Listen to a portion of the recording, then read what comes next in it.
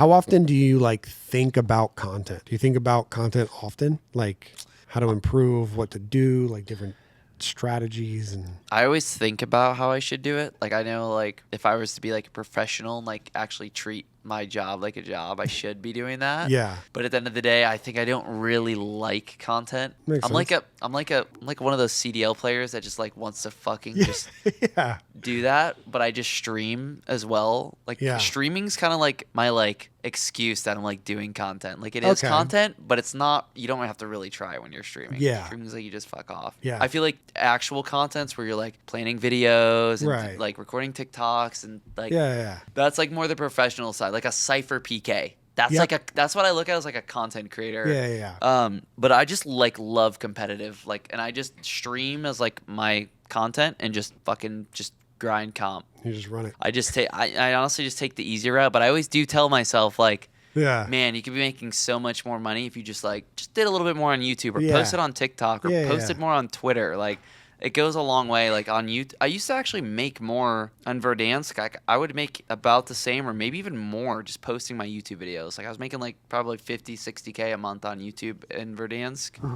Yeah, it's insane. And then I just kind of like, it kind of slowed down a little bit and Warzone got boring. So I was like, Yeah. slowing down the content. What's good, bro? And then I started fucking making like less and less, and then I just started like enjoying the comp and just enjoying streaming. I was like, fuck it. And I don't even upload hardly as much on YouTube anymore. Yeah. Legitimately, I don't upload that much right now. Yeah. I mean, you guys kind of had the. I think there was a year we got for multiplayer we got IW straight into World War II. Those were 2 tough years. Then we got Modern Warfare 19, which is a good game, bad comp game. Or maybe we got Vanguard straight into World War II or Modern Warfare 2 2022. Bad, tough years for multiplayer. Yeah. You guys kind of Cold had War the too. same. Cold War was okay. Yeah. Cold War was okay. I agree with you though. I didn't like MW 2019 for comp. For comp, no, it's like horrible. I played SND and like Hardpoint. It felt like Yeah. it was not structured for competitive at No, all. you can hear everyone running around the whole map. There's no dead silence. There's no radar, or maybe there is radar, but like there's squad spawns I felt for like the first maps time. were weird. Like they didn't. You die in a bullet. Yeah, dude. like you in die in a, and it's just like, dude, it's so rough. But Warzone also, you go from Verdansk, beautiful, to fucking Caldera, straight into Almaz. Caldera was like the actual gameplay was good, but the map, I don't know. Like I feel like the gameplay was like still good though. Like it had the Yeah. same movement, it had stims. I feel like the gameplay was good in retrospect in comparison to what Almazra was. Yeah. Because Almazra, the gameplay was bad. I think the map was pretty good. What, Caldera you're saying? No, Oh, Almazra's. yeah, Almazra map was fine. Almazra map was okay. It was just the gameplay was just like, This is like the worst ever. yeah.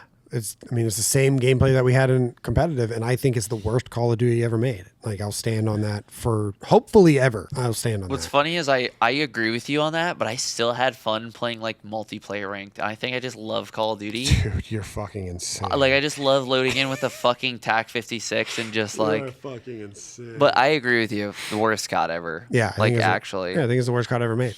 And it looked great, but like looks are like 1% of what a game should be. Yeah. It should be fun at the end of the day. But what was it like? How was you go from the fucking highs that is Fortnite to the even more highs of what's Warzone, and then they drop Caldera on you. What's your mental health like during the slow times in Caldera and during the rough drop of Almazra? I think what made it like a little bit worse too was like Verdansk was during COVID, so I think we just thought that Warzone was like. I think we kind of told ourselves Warzone was just like this fucking insane game. We're gonna have these 100Ks every week or two. That was Dude. yeah. I remember the CDL players are kind of butthurt about that, right? I Or don't know if no? I was kind of how do I say this?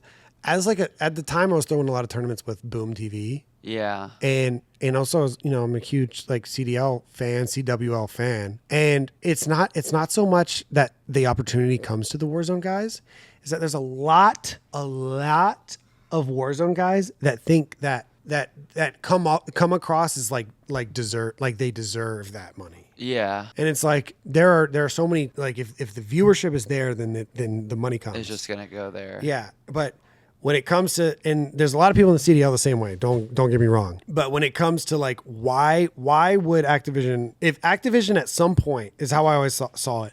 If Activision at some point was like, hey, we can't afford to drop $3 million a year on Warzone anymore, so like they're gonna have to figure it out themselves. What would happen? Because like if they did that to CDL, there are MLGs, there are CWLs, there are UMGs. Like it's a proven model that's already been done before. But like it seemed like at the start of Verdansk, like Activision was like, oh, so many people are playing Warzone, so many people are watching Tim the Tap Man and Nick Merckx and fucking Cloaksy and these people play Swag playing during the day that they're like they're going to pump money into it, which is it's what you should do. But then there were tournaments where like the number one players in the world are averaging 40 viewers. And it's like, yes, you are really good at this game.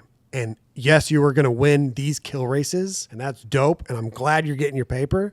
But if it goes away, you can't complain about it because you haven't done anything to grow it. And these are not you. You are one of the you and fucking Biffle and there are FIFA people like that though that are top 10 on the earnings leaderboard and don't get over 100 200 viewers. Exactly. And which is not a bad thing. I'm not saying that's a bad thing, but if you are that person and you're like, dude, I haven't had 100K this year. It's like, well, there's no league, there's no LAN series. Yeah. It's like you're banking on either a huge sponsor to come in or Activision to come out of pocket. And if they don't, then like what did your scene do like to earn it? Like why do you expect to have that money? It's how I think that's, at least as a tournament organizer, that's how I was feeling.